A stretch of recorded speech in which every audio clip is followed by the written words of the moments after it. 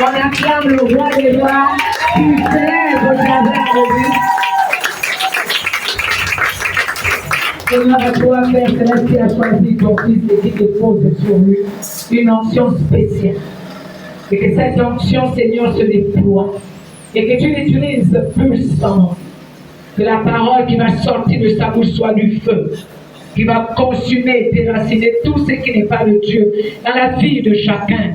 Et que cette parole, Seigneur, soit en même temps un antibiotique pour guérir de toute forme de maladie. Nous te bénissons parce que ta parole est esprit et vie. Tu le oins pour la cause, pour le service de ce matin. Au nom de Jésus-Christ. Amen. Amen, amen. Est-ce que nous pouvons encore saluer le Seigneur?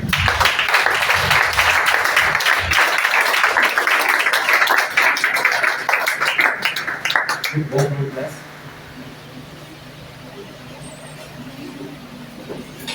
Je suis reconnaissant ce matin vis-à-vis de Dieu et vis-à-vis de notre leader, le pasteur. Parce que depuis que Dieu a permis notre rencontre, elle a été non seulement un mentor pour moi, une mère et une mère spirituelle. Elle m'a soutenu, elle m'a apporté toutes les formes de soutien. Le soutien spirituel, le soutien intellectuel, le soutien financier et matériel. Et je dis au Seigneur ce matin, aussi vrai que notre leader m'a soutenu, lui également qu'il se rappelle des efforts de nos leaders en bénissant mes frères et sœurs qui sont sortis de son don. Amen, amen. Amen. Par la suite, j'aimerais également demander à l'Assemblée de proclamer les paroles de bénédiction sur ces jeunes et sur ces enfants. Amen. On a eu la chorale du ciel. En fait, ce qui me réjouit, même il y a des moments où, quand on écoute le son de la voix, il y a des décalages. Certaines personnes ne respectent pas la musique ou encore le rythme. Le plus important, c'est de voir la détermination de ces enfants. De voir la soif de ces enfants-là à servir Dieu. Hier, on peut voir les gens se disputer. Alors moi, je vais chanter, je vais faire ceci, je vais faire ceci. Est-ce que nous pouvons nous lever pour proclamer les paroles de bénédiction dans la vie de ces ouvres? Parce que ces enfants, ce sont des points de l'Éternel. Élevons nos voix et prions. Éternel, Dieu, nous te bénissons, Père éternel, pour leur vie. Nous te bénissons, Père éternel, pour leur présence au milieu de nous. Nous te bénissons pour leur présence dans nous. Seigneur, que ton onction, Père éternel, inonde davantage au nom de Jésus. Que tout esprit qui ne glorifie pas ton Seigneur, Père, à ce que ces enfants soient aimés. Au nom de Jésus. Moi, c'est le lion de la tribu de Jésus. Nous sur ces enfants. Au nom de Jésus. Nous te bénissons.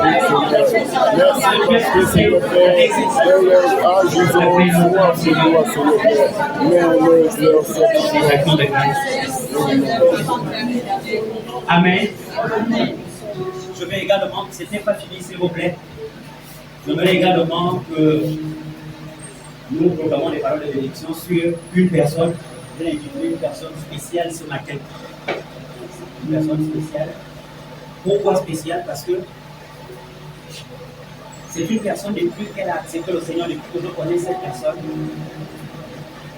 Quelles que soient les circonstances, elle se bat à son niveau pour accomplir sa tâche. Et la personne spéciale ici ce matin, c'est Maman Letty. Nous allons prier pour elle parce que hier, déjà lorsque je suis arrivé, je partais quelque part pour atteindre ici. Elle m'a appelé. Mais papa dit, les jeunes sont. Je dis non, ils vont arriver. Moi-même, je suis en chemin. Elle a dit ok, d'accord. Vous savez, ce n'est pas toujours facile de gérer les enfants.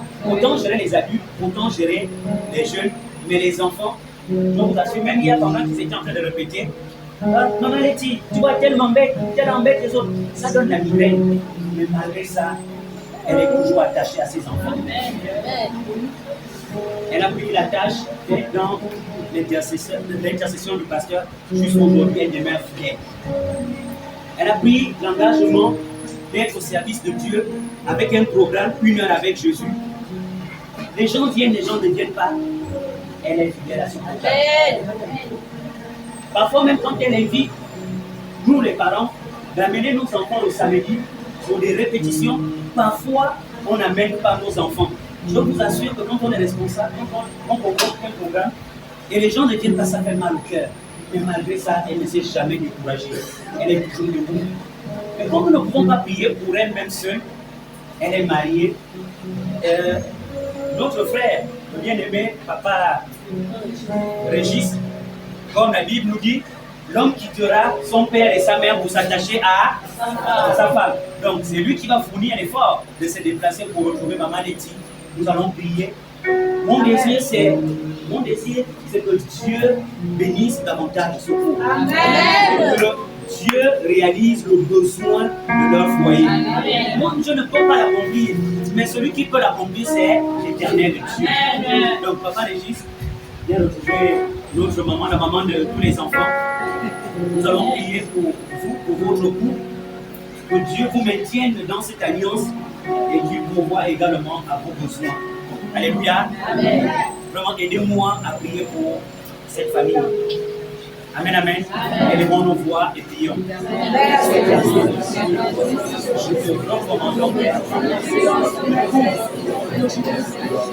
Oh, Père éternel, tu vois, Père éternel, ce couple qui est engagé, Père éternel, pour l'avancement de son œuvre. Nous dis dans ta parole que celui qui t'honore sera également honoré par toi. Ouvre les plus des cieux, Père éternel, à leur contact. Au nom de Jésus, tout ce qui est infini soit maintenant une force. Au nom de Jésus, la plus d'élévation soit leur partage. Que l'élévation spirituelle, que l'élévation sociale soit leur partage. Au nom de Jésus, que tout ce qui empêche soit terrassé ce matin. Au nom de Jésus.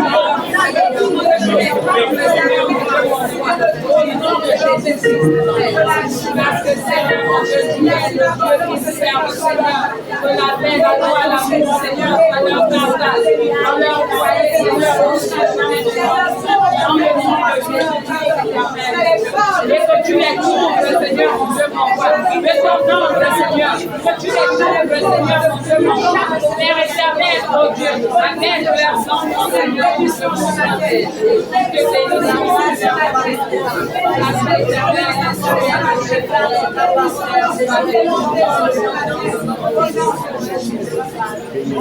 Amen, amen. Amen. Est-ce que nous pouvons acclamer Jésus par qui la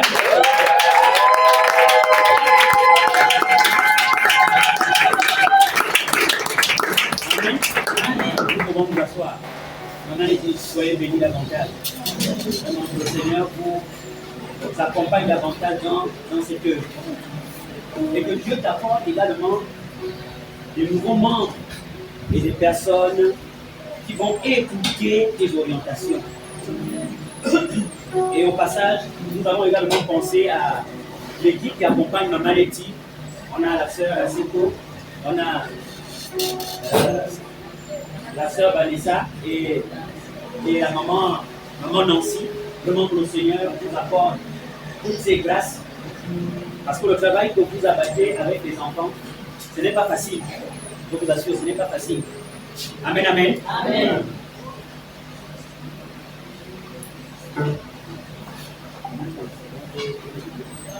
Amen, amen. Amen.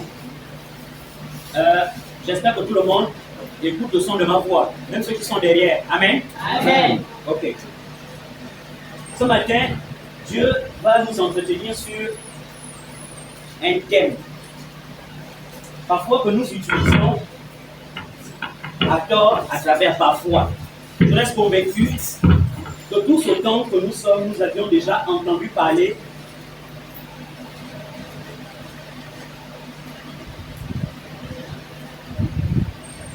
Amen, amen. Amen.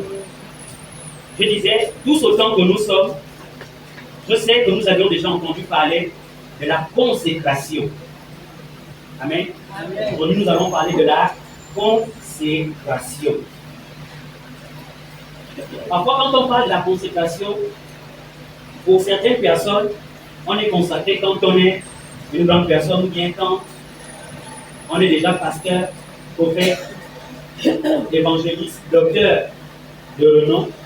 Ou encore d'autres personnes, pour parler de consécration, nous devons organiser une cérémonie de consécration. Et une fois on te verse le budget consacré, en ce moment, on peut parler de consécration. Cependant, c'est une étape, organiser une cérémonie. Mais en principe, tous les chrétiens que nous sommes des personnes consacrées. Amen, amen. Amen. Il y a plusieurs formes de consécration. Je veux m'appuyer uniquement sur une seule forme, la consécration en Jésus-Christ. Parce que les autres aussi ont leur consécration. Parce qu'il y en a, dans les familles, on dit tu es consacré à garder la famille, tu ne vas pas bouger. Nous n'avons pas besoin de ça. Et s'il y a des personnes qui sont dans cette consécration, au nom de Jésus ce matin, ces personnes sont libérées. Amen. Amen, amen. Amen. C'est quoi alors la consécration? Nous pouvons voir la consécration comme étant l'action de consacrer sa vie ou encore consacrer une chose pour l'usage de Jésus-Christ. Amen, amen. Amen. Ou encore, nous pouvons dire la consécration, c'est le fait de faire d'une personne ou d'une chose consacrée pour l'utilisation de notre Seigneur Jésus-Christ. La consécration, c'est l'action. C'est l'action de consacrer une personne ou une chose pour notre Seigneur Jésus-Christ. Alors, si on ne parle pas de consécration, ou encore si on enlève consécration, l'expression consécration, pour trouver un autre mot, mais qui dit la même chose que consacrer, nous avons des mots tels que mis à part, mettre à part. Quand tu es mis à part, en ce moment tu es consacré.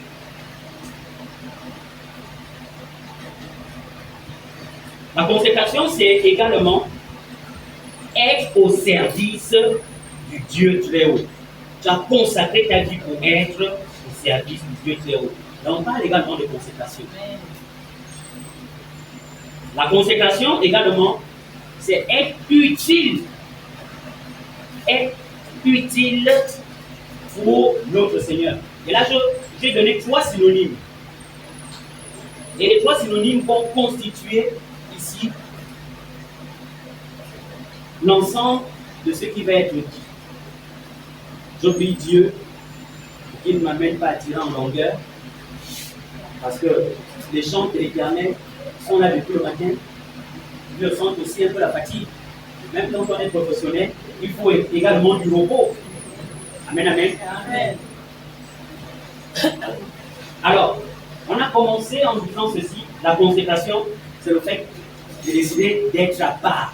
Vous savez, nous naissons dans des familles et Dieu peut choisir quelqu'un dans une famille ou plusieurs personnes dans une famille pour l'établir pour son service, la mise en part. Beaucoup de personnes ne savent même pas que l'acte d'accepter le Seigneur, c'est un acte profond.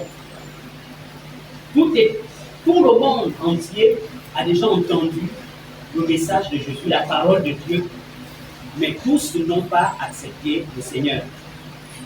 Toi, tu as accepté le Seigneur, tu as décidé d'être à part. Même dans nos familles, on a des personnes qui n'ont pas encore accepté le Seigneur.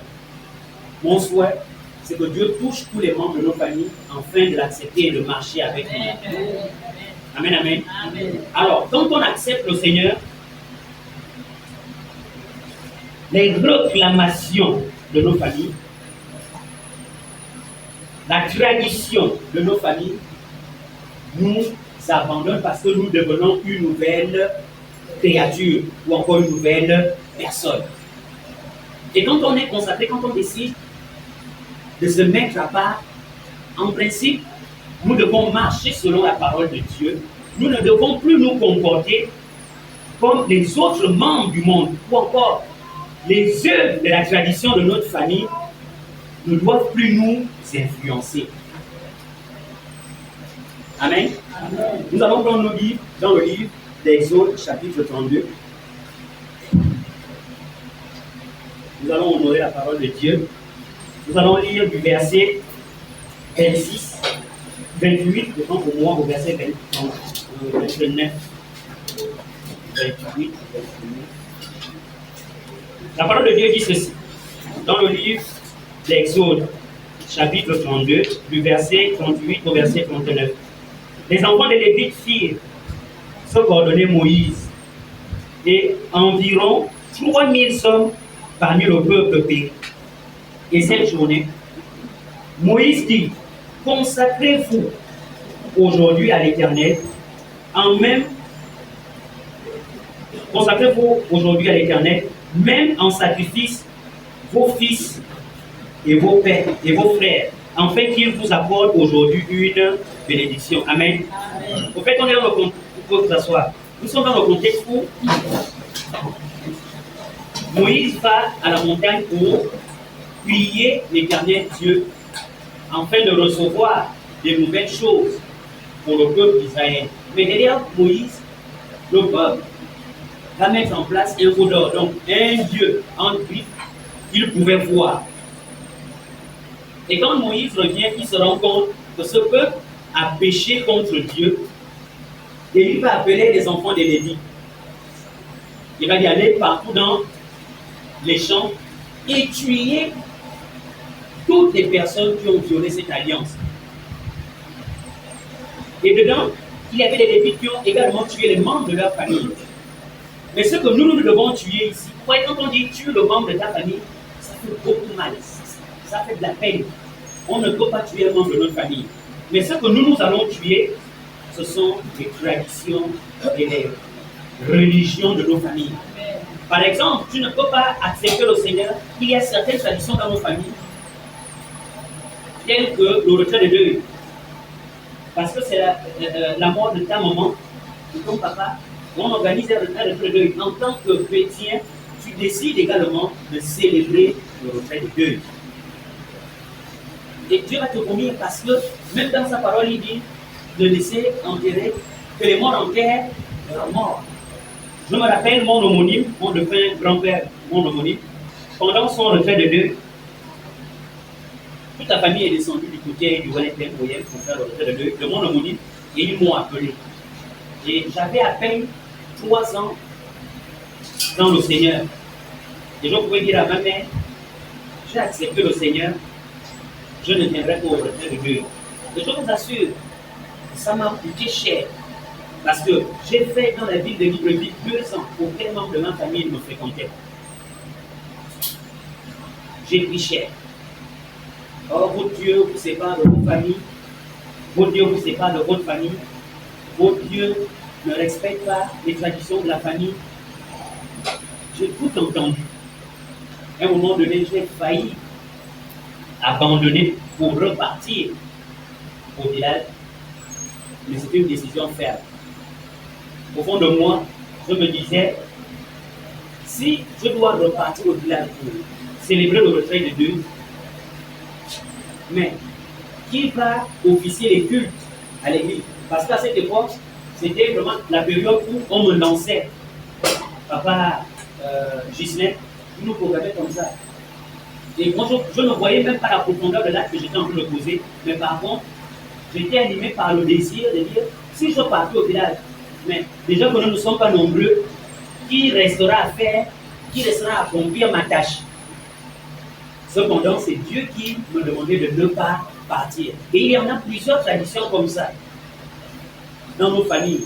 Des traditions que les membres de nos familles, que nos familles adorent pratiquer.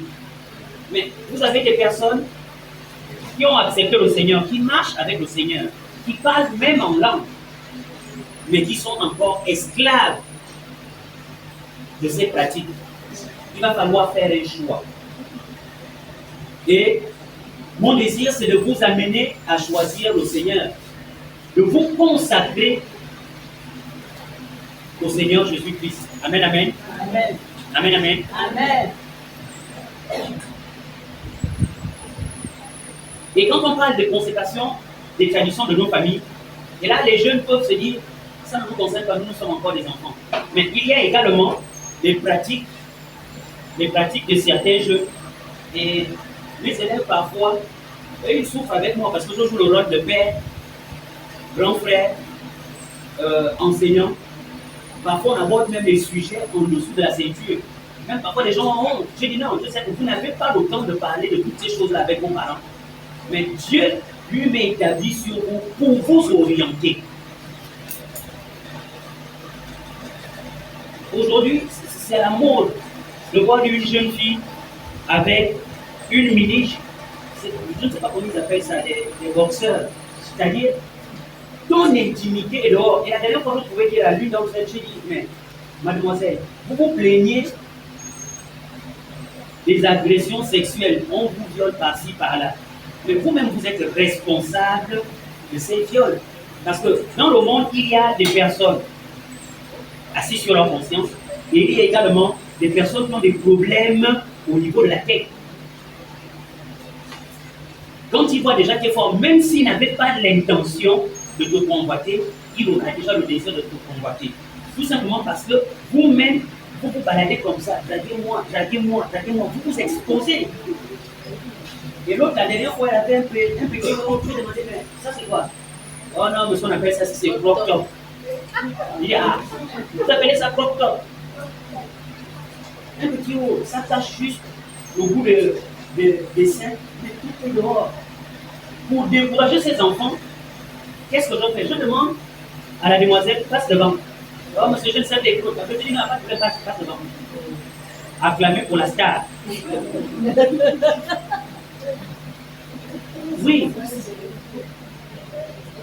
Et je pourrais dire à ces jeunes que ce n'est pas parce que tu portes des crop tops, ce n'est pas parce que tu portes les mini culottes que tu auras un mari. Et d'ailleurs, toutes les personnes qui viendront autour de toi, c'est juste te sortir et partir. Parce qu'un homme responsable ne peut pas envisager d'épouser une fille de ta catégorie. Parce que si tu exposes déjà ta nudité, ça veut dire quand tu auras dans sa maison, tu ne vas plus exposer ta nudité seulement, mais tu vas exposer votre nudité. Et beaucoup de jeunes sont dans cette situation, la tendance actuelle. Vous qui êtes là, chers jeunes, nous qui avons accepté le Seigneur, nous devons comprendre que quand on accepte le Seigneur, nous ne sommes plus libres de nos mouvements. Je ne dis pas également que vous devenez des esclaves, non. Mais je dis ceci, nous devons faire très attention parce que nous sommes des modèles. Et aujourd'hui, les gens ont du mal à accorder du crédit aux chrétiens. C'est parce qu'il y en a plusieurs qui se sont prononcés comme étant chrétiens, qui n'étaient même pas encore convertis, mais ils se présentaient devant les gens comme étant des chrétiens. Ces personnes, par la suite, sont tombées devant les païens. Et du coup, les païens aujourd'hui ont du mal à accorder du respect aux chrétiens.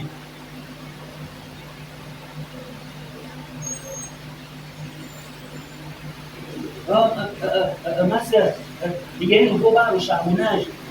Si tu ne parles pas au charbonnage, ils appellent ça comment? Entre nos bars. Le meilleur entre nos bars, c'est l'église Source de Vie. Pendant qu'ils sont en train de danser là-bas, en train de faire leur histoire, mais nous ici, nous avons célébré le Seigneur Jésus-Christ. Amen. Et entre nos bars, il y a le poison. Parfois, les voitures perturbent certains jeunes, tout simplement parce que tu voulais prendre 2 ou 3 regards. Mais nous n'avons pas besoin de ça, chers jeunes. Nous n'avons pas besoin de ça. Nous devons comprendre que les actes que nous posons aujourd'hui, ces actes vont nous rattraper dans les années à venir. Parce que tu es encore jeune, tu ne sais pas jusqu'où Dieu t'amène. Tu ne sais pas quelle dimension ou encore sur quel statut Dieu a prévu pour toi. Tu commences à exposer ta nudité, tu commences à fréquenter les bars, tu commences à compter les hommes, tu commences à compter les copines. Demain ou après-demain, après tes études, Dieu peut t'appeler à être gouverneur. Dieu peut t'appeler à être ministre. Mais ton passé va te rattraper. ton passé va te rattraper. Voilà pourquoi il est important pour nous, lorsque nous acceptons le Seigneur Jésus-Christ, nous essayons de limiter certaines choses. Amen, amen. Amen. Nous devons limiter certaines choses. Je bénis Dieu parce que ce n'est pas une campagne d'évangélisation. Nous sommes à l'église, c'est une campagne d'évangélisation. Je pouvais dire à l'assemblée que même parmi vous, je sais qu'il y a des gens pour satisfaire leurs besoins, pour atteindre un objectif, pratiquent certaines choses qui déshonorent l'homme. Beaucoup décident de sortir parfois avec leur maman parce qu'ils sont dans des pratiques. D'autres sortir avec leurs enfants ou encore avec leur père. Il y en a, dehors, on demande de sortir peut-être avec son frère, son père, sa mère, tout simplement parce qu'il doit atteindre un objectif. Mais nous, étant consacrés, nous devons nous mettre à part de toutes ces choses-là. Quand on dit se mettre à part, c'est-à-dire nous regardons comment le monde fonctionne. Est-ce que le fonctionnement du monde correspond à la parole de Dieu? Si le fonctionnement du monde ne correspond pas à la parole de Dieu, tu dois décider de sortir de ce modèle pour vivre selon la parole de Dieu. Amen, amen. Amen. Quel que soit notre statut, quel que soit notre niveau, nous pouvons être enfants, jeunes ou encore adultes. Nous ne devons pas fonctionner selon le modèle du monde.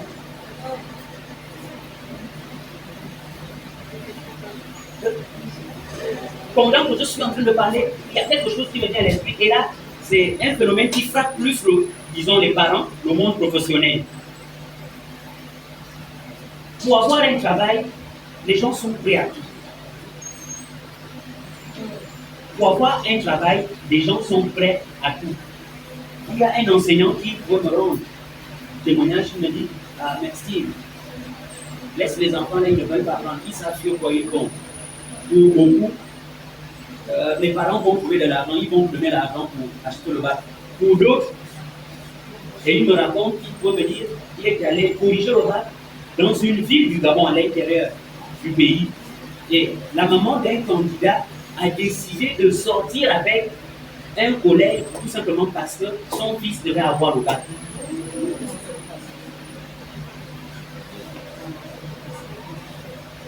Mais je vois même parfois, quand des gens font des CV, en ce moment-là, on dépose des dossiers partout, les gens déposent des CV. Parfois, quand on regarde les CV, il y a beaucoup de mensonges. Les gens inventent même les métiers qu'ils n'ont jamais fait. Non, non, c'est pour impressionner celui qui verra mon CV pour avoir le travail. Mais si tu as foi en Dieu, si tu as accepté le Seigneur, tu n'as pas besoin d'impressionner celui qui lira ton CV. Mais tu as besoin de convaincre Dieu pour qu'il te trouve le travail. C'est ça également la consécration. La consécration ne suit pas toujours. Même dans le monde professionnel, il y aurait des compromissions. Quelqu'un viendrait te dire, bon oui, maman Letty, bon là où tu vois là, tu es DG aux finances. Et je proclame que ça doit t'accompagner. Amen. Tu es DG aux finances. Mais mon entreprise doit à l'État 10 millions.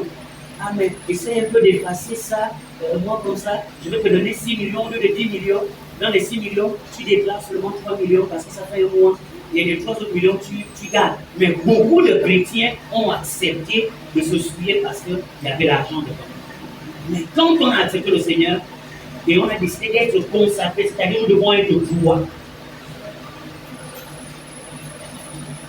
Et un jour, papa Herbert pouvait rendre le témoignage. Là où il travaille, il y avait un monsieur qui voulait donner de l'argent pour un service. Il a dit non, tu n'as pas besoin de donner de l'argent parce que je suis là pour ça. L'État me paye pour ça.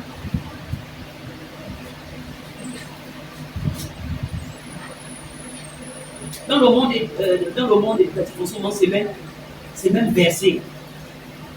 Et je bénis Dieu pour le leader que nous avons. Elle est également enseignante. Elle m'a enseigné en terminale. Déjà, en terminale, ce n'est pas la relation de enseignant et élève, c'est toujours la relation de mère et enfant. Tous ces élèves l'appellent toujours la matière. La matière. Même à un moment, quand elle me disait, Steve, va surveiller un peu mon devoir de la terminale des fois. Parfois, les enfants voulaient passer avec moi, ils ne pouvaient pas tricher, mais maman et même vous-même face à votre destin, vous dit, c'est vous qui préparez le gars. Moi, je ne suis pas obligé de jouer les policiers. Faites comme vous voulez. C'est le cœur de la mère. Des personnes qui aiment leur travail et qui font leur travail en même temps avec une notion de la parole de Dieu. Mais il y en a également qui il va beaucoup lui pas parce qu'il sait qu'en fin d'année, en fin de trimestre, il va te dire, bon, si tu vas avoir 15, tu me donnes 15 000. C'est dans le domaine éducatif, mais dans tous les domaines, nous avons des compromissions. Nous qui sommes en Jésus-Christ, nous devons éviter toutes ces choses parce que si nous n'évitons pas ces choses, il y a déjà une tâche sur nous. Et là, on ne parle plus de consécration. Le jour où tu as accepté le Seigneur, même le Seigneur va te regarder, il va même te vomir, dire non, mais toi, tu m'as accepté, pourquoi faire? Parce que quand tu m'acceptes, en principe, tu dois changer. Amen. Je ne dis pas que le changement est chose facile, non. Je ne le dis pas. Vous savez, il y a ceux-là qui ont reçu la grâce. Quand ils acceptent le Seigneur, automatiquement, Dieu change leur vie. Je connais un frère comme ça, il était au préparé, il prie à l'église ICC d'Angodje, le frère Franck. Il était bandit, il braquait, lui il rend souvent témoignage à mes élèves. Il dit, quand je suis arrivé au prépa de M. Steve, j'ai accepté le Seigneur. Dieu m'a visité et j'ai tout abandonné. Le vin, la cigarette, les femmes. Moi, je suis comme ça. Waouh! Il dit, mais Seigneur, par ma simple prière, tu as fait ce travail dans la vie du frère. Mais moi-même, il y a encore des choses que je dois enlever. Mais tu n'es pas injuste. Il y en a qui ont cette grâce. Il y en a également qui acceptent le Seigneur. Si tu as peut-être 4 défauts, c'est-à-dire la colère, c'est toi, le mensonge, c'est toi, l'impudicité, c'est toi, le vin, c'est toi, les avortements, c'est toi. Dieu peut dire, bon, l'année là, on enlève d'abord le vin. 2 ans après, on va enlever la cigarette. Dieu fait les choses à sa manière. Et un des frères pouvait dire, le jeune prophète, pendant qu'on discutait avec les jeunes, j'ai aimé ce qu'il a dit aux jeunes. Les chers jeunes, je vais vous partager également ce que vos frères et sœurs ont reçu au prépa. Et les frères pouvaient dire aux jeunes, nous savons que parmi vous, il y a des gens qui multiplient encore les partenaires. Nous savons que parmi vous, il y a des gens qui sont encore dans la boisson, qui consomment le champ. Il y en a même qui sont encore dans la masturbation. Ce n'est pas un problème. Ce n'est pas qu'on encourage ça. Ce n'est pas un problème. Acceptez le Seigneur et marchez avec le Seigneur. Lisez votre parole tous les jours et priez tous les jours. Ce qui fait ton point faible, demande à Dieu de l'enlever. Et Dieu lui-même descendra un jour et il va enlever ce problème. Donc c'est rendu mon témoignage, j'avais accepté le Seigneur 2 ans après, mais je vivais encore en cachette. À un moment donné, ce qui m'amène à arrêter le vin, j'étais sur le terrain avec maman, je disais les mamans jouaient à l'évangélisation, parce qu'il y avait une année là, j'étais en licence, en première année d'université. Et du coup, chaque matin, comme j'avais cours en soirée de 18h à 22h, 3 jours dans la semaine, on avait le lundi, le mercredi ou le vendredi, on allait sur le terrain. Et un jour, je revenais du terrain, évangéliser, j'avais la Bible. Un de mes conditions de classe, le prof, il me dit, mais il n'y a pas de devoir aujourd'hui. Le monsieur a dit qu'on a devoir à 14h. Je lui dis, non, il a repoussé le devoir, on a cours à 20h. Il me dit, oh, je ne peux plus repartir à la maison. Alors d'abord, on va prendre quelque chose. Je sors de l'évangélisation. Il a pris ça, les gars, j'ai pris le coca. Il a pris la deuxième regard. J'ai pris mon deuxième coca. Il a pris la troisième regard. Il me dit, non, ça c'est duré. Je rentre, même aussi me regarde. Mais je vous dis, dis ces choses, ce n'est pas pour vous encourager, c'est pour vous dire comment Dieu fonctionne. Et pendant que j'étais en train de voir, Dieu balance mon regard sur la Bible qui était posée sur ma table. Et il pouvait me mettre une pensée dans le cœur. Steve, tout à l'heure, tu viens d'annoncer ma parole. Tu as évangélisé les gens. Tu disais, oh Dieu est bon, laissez la cigarette, laissez le vin. Bon, l'un me passe par là, il te trouve en train de voir la regarde. Tu fais comment? J'ai été mouillé. Je n'ai même pas terminé la regarde. J'ai pris la Bible, j'ai dit, bon, type, on se voit au cours le soir. Je suis allé à la maison. Je suis allé sous la douche. Pendant que l'eau tombait sur moi, j'étais en train de pleurer. J'ai dit, Seigneur, moi je suis fatigué de me battre avec la boisson. Je dis, je ne bois plus. Je fais 3 mois, je ne bois plus. Après, je retombe encore. Mais moi, je te dis, si réellement tu m'as appelé à te servir et que le vin n'est pas bien pour toi, toi-même descends et ôte l'esprit du vin en moi. Mais si tu ne le fais pas, ton nom sera souillé, je vais te boire devant les gens. Il va arriver un moment où j'irai même à l'église bourré. Les gens vont crier sur moi, mais la honte à toi. Je vous assure, moi-même j'ai demandé à Dieu de mettre le dégoût du vin en moi. Pendant que je me battais à abandonner le vin, Dieu est descendu, il a enlevé le vin. La même année, en fin d'année, le mois d'août, ma grande soeur, l'aînée, le moment, se marie. Et comme le bien il est têtu, il y a tellement de gens dans ma famille, la personne à qui on va remettre la clé de la cambuse, c'est moi.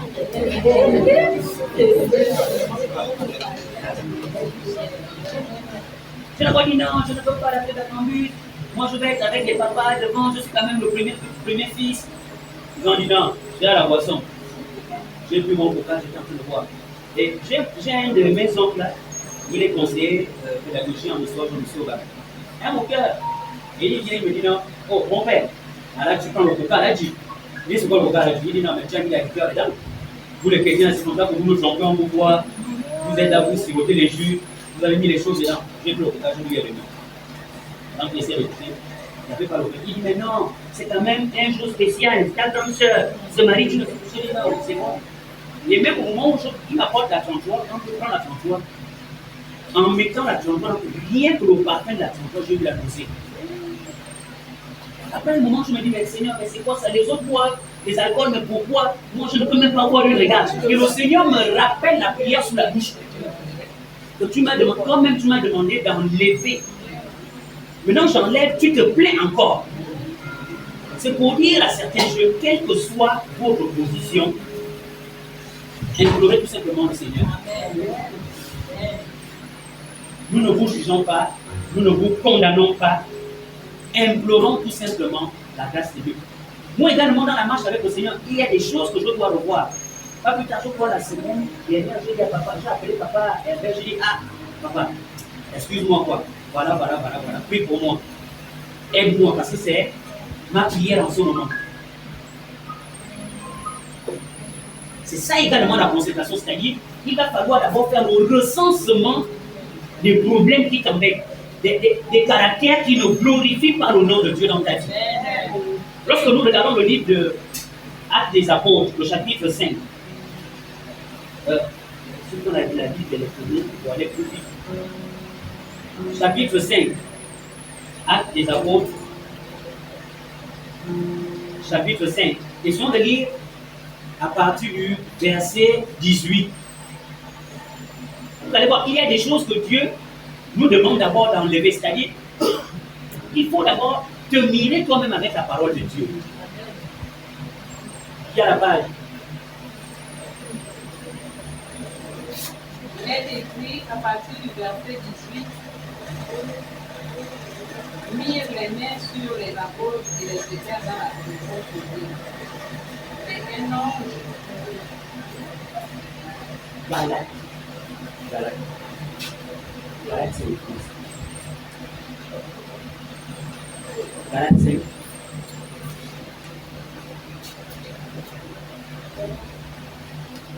Galate 5,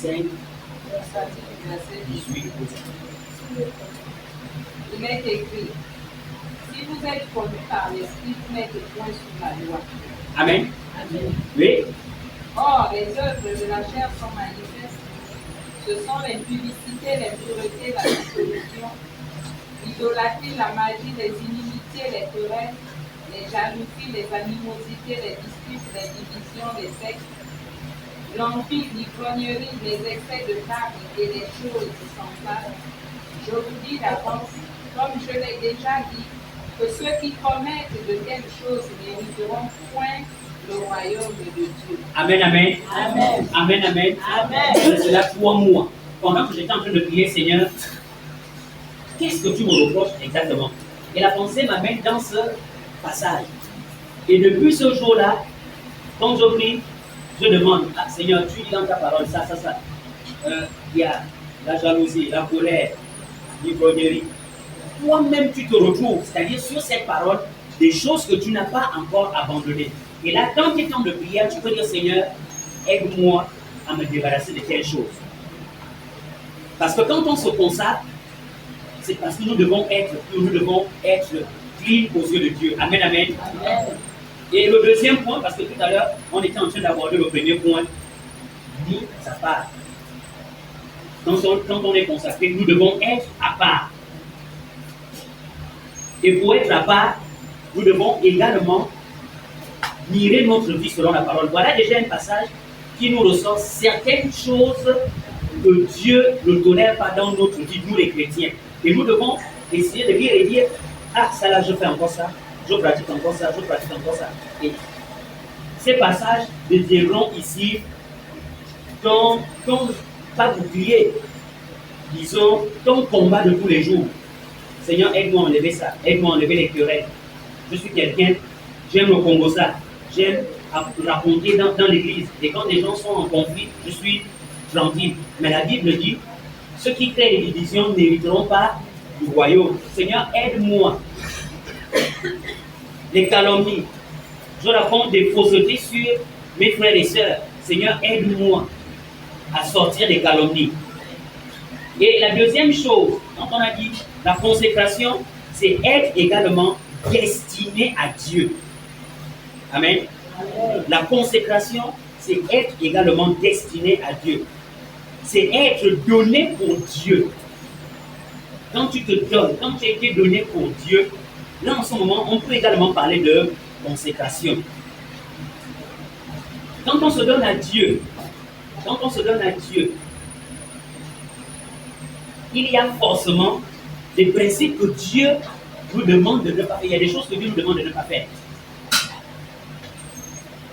Quand on est consacré, vous allez voir, Dieu va vous demander de ne pas faire certaines choses. Et quand vous faites ces choses-là, quand vous pratiquez ces choses-là, Dieu s'éloigne de vous.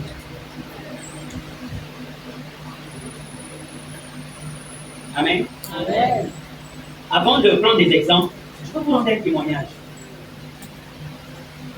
À un moment, j'ai décidé de marcher avec le Seigneur, même le vin et de laisser le vin. Mais c'est bizarre. Je demandais à Dieu, qu'est-ce que tu me reproches? Qu'est-ce que je ne dois pas faire? Qu'est-ce que je ne dois pas faire? Et vous allez vous rendre compte que ce que Dieu interdit à Steve, ce n'est pas la même chose qu'il va interdire à papa à moi. Chacun selon sa consécration, selon l'appel de Dieu, Dieu va établir une différence entre nous. Et le témoignage que je m'en vais pour rendre, je crois que c'est la 200, après la proclamation du bas, je suis allé chez une élève. On était en train de fêter. Moi j'étais là tranquille. Je regardais les choses se passer. Et du coup, son beau-frère arrive. Oh non, monsieur Steve, prends une liqueur. Et c'est une liqueur de luxe. J'ai dit non, je ne prends pas ça. Même les sœurs ont dit non, monsieur Steve, c'est un homme de Dieu, il ne voit pas les alcools. Mais quand on a dit c'est un homme de Dieu, c'est comme si on activait même la flamme chez le beau-frère. Non, c'est même au moment de donner au vin à monsieur Steve.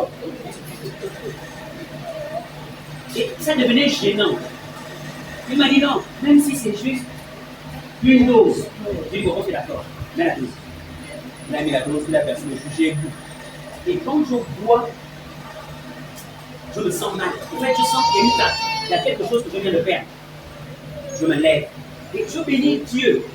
Je bénis Dieu parce que c'était la période où les samedis, je dormais à l'église. Et le dimanche qui suivait, parce que c'était un samedi, le dimanche, le lendemain, c'était la Sainte-Seine. Donc, je bois. au petit fond de cœur, je sens que j'ai perdu quelque chose, je me lève. Et même mes élèves en question ont senti que non, là, monsieur n'est pas bien. Je peux mon accès sur le lit. Je suis agenouillé ici. La nuit, Félina dormait avec les enfants quelque part. J'ai passé toute la nuit pour dire Seigneur, je sais que je vais me commettre une bêtise. Pardonne-moi. Aie pitié de moi. Aie pitié de moi. Aie pitié de moi. Aie pitié de moi. Et j'avais fait un bon bout de temps, pratiquement une année ou 2 ans, je ne prenais plus la Sainte-Seine. Le lendemain, il y a la Sainte-Seine, j'étais assis. Je ne prends plus la Sainte-Seine. Mais Dieu me dit, prends. Va prendre la Sainte-Seine. Et le diable, lui, vient me dire, Steve, les gens ici savent que tu ne prends pas la Sainte-Seine. Tout le monde sait ici qu'en ce moment, tu ne prends pas la Sainte-Seine. Toi, tu vas te lever. Les autres vont te regarder comme lui, là, il a tel problème. Donc, c'était, quand on parle de combat spirituel, c'est d'abord un combat intérieur. J'étais en train de me battre là, assis. Dieu me dit, va prendre. Et l'autre me dit, non, arrête la honte, arrête des choses comme ça. Assois-toi. Déjà, tu as vu le vin hier, tu vas encore aller te soulever davantage. Mais je bénis Dieu, j'ai dit bon.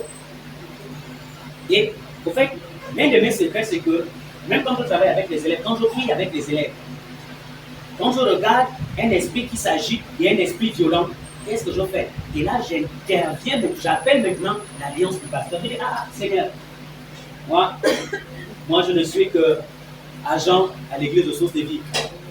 Notre DG, c'est le pasteur. Moi, je rentre dans son alliance pour l'esprit qui veut me déranger. Et par expérience, toutes les fois que je me mets sous l'alliance de maman, quel que soit le démon, il va partir. Et quand j'étais ici, j'ai dit, Seigneur, ta fille, elle est là, c'est ma mère. Et là, j'ai péché hier. Seigneur, la grâce, son alliance est là. Je m'en vais prendre. Je me suis levé, j'ai pris la Sainte-Seine. Je suis allé à la maison. Toute la nuit, Dieu me fait vivre un combat spirituel. Où il y avait des esprits noirs, comme de fumée, sortaient du sol. Et moi, j'étais comme ça devant, il y avait les élèves derrière moi. Et les esprits avaient la capacité de me traverser et de prendre l'élève. Et quand ils prenaient l'élève, ils amenaient l'élève dans le trou et l'élève mourrait.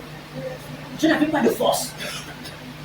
Et c'est comme ça que dans l'oreille, j'ai quand même le réflexe, je vois un fût, il y avait de l'eau dedans. Je cours vers le fût. J'ai dit, Seigneur, je transforme cette eau-là à ton sang. J'avais un relais, donc je prends le sang de Dieu, je verse sur les esprits, et une fois l'eau touchait à un esprit, l'esprit se détruisait automatiquement. Et le seau était vide, il restait une petite goutte. Et il y avait encore des élèves, qui étaient derrière moi. C'est là où un esprit démarre, là où il était, il vient, il prend un élève. Et quand il prend l'élève, je vois comment il amène. Et c'est qui? C'était le visage de qui? C'était le visage de mon fils Élie. Quand je vois comment ils amènent Élie dans le trou, c'est comme ça que je cours vite encore pour prendre la dernière goutte qui reste au fût. Et cette fois-ci, je décide. En fait, dans le rêve, c'était le souci. C'est-à-dire, je vais boire le sang de Jésus-Christ. Et je bois le sang. Moi, je vais mourir comme ça, je ne vais pas voir la scène. Et quand je bois le sang de Jésus, en fait, je me suis rendu compte que j'avais pris encore plus de force. Et du coup, je n'avais même plus besoin de me déplacer. Il suffisait seulement de regarder l'esprit et l'esprit fuyait. J'ai compris que, donc je vais m'aspirer le sang de Jésus là pour vous verser ça. Je pourrais boire ça et donner également à ses élèves. Ah, très bien. Et c'est là où j'ai commencé à terrasser ces démons. Je me réveille à 2 heures du matin, je suis en sueur. J'ai dit, Seigneur, ça c'est quel rêve que je viens de faire? Et la voix me dit, tu étais dans le péché et facilement, l'ennemi pouvait te détruire. Mais parce que tu as eu la Sainte-Seine hier, j'ai restauré, j'ai renouvelé ce que tu avais perdu. Et c'est depuis ce jour-là, quand on fait la Sainte-Seine ici, c'est vrai que beaucoup viennent prendre la Sainte-Seine dans l'ambiance. Oh non, on a l'habitude de prendre ça, je dis non, c'est le jus. C'est le jus. Oh, mais maman, mamie a l'habitude de prier sur le jus, sur le pêche. Mais je vous assure, vous ne connaissez pas encore la profondeur de la Sainte-Seine. Mais Dieu m'a accordé la grâce de voir la force de la Sainte-Seine. Et je vous assure que toutes les personnes qui viendront prendre la Sainte-Seine ici, même si tu es malade, moi j'ai vu ce que la Sainte-Seine a fait. Moi j'ai vu ce que la Sainte-Seine a fait. Et je peux t'assurer que quelle que soit la maladie, tu vas recevoir la guérison. Amen. Donc c'était juste avant pour vous rendre ce témoignage, parce qu'on est au grand 2. La consécration, c'est également être destiné à Dieu.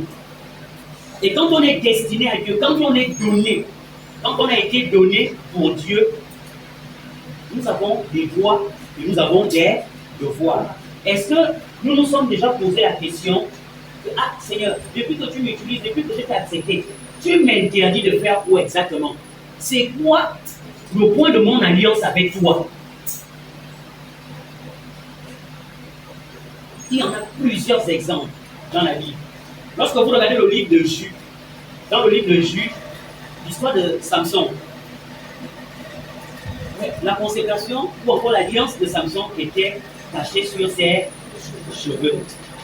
Et il était dit, on ne doit jamais raser sa tête, on ne doit jamais couper ses cheveux.